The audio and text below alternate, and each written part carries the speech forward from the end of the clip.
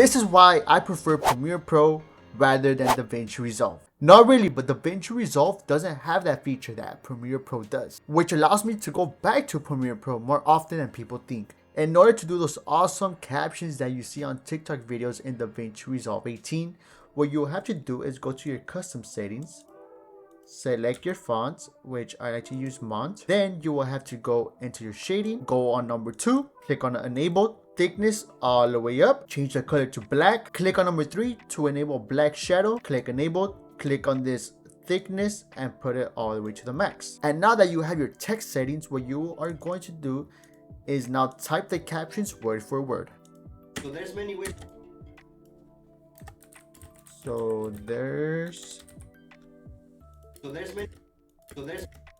many ways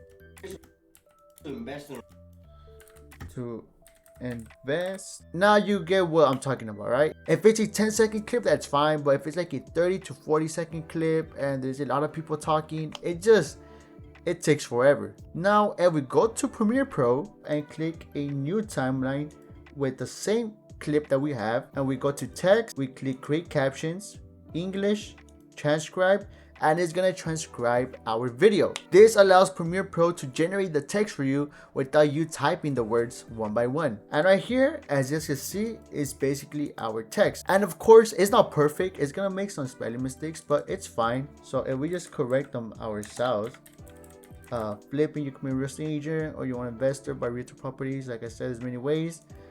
I think that's pretty much it. Like, so there's many ways to invest in real estate. For example, you can do wholesaling. There you go. Wholesaling, flipping. You can become a real estate agent. You want to be probably you want to be an investor. And I think that's pretty much it. You want to be an investor and just buy rental property. And just buy rental properties. So like I said, there's many ways of making money and investing in real estate. Alright, now if we click on captions, create captions, and click on the settings, which I already know from memory because these are the settings that I use. Click on single, create captions, and look, I already have it. Many ways to invest in real estate, for example. Something that in Davinci Resolve, probably this clip would have taken me the same time.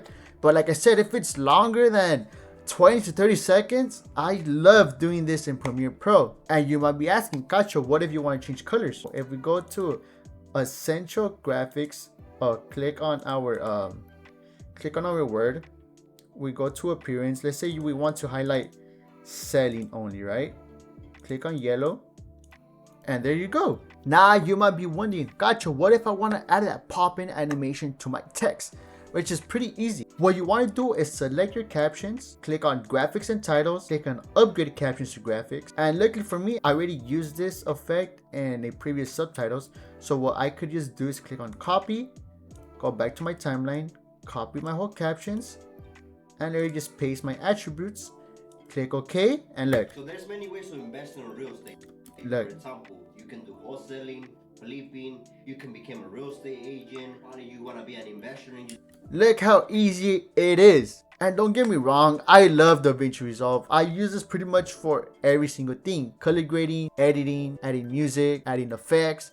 But caption is just something I don't see myself using a lot in Davinci Resolve. And I really want Davinci Resolve to add this, at least a transcribe feature, because as you can see, Premiere Pro does a good job on it, you know. It just depends on the accent and on the people talking.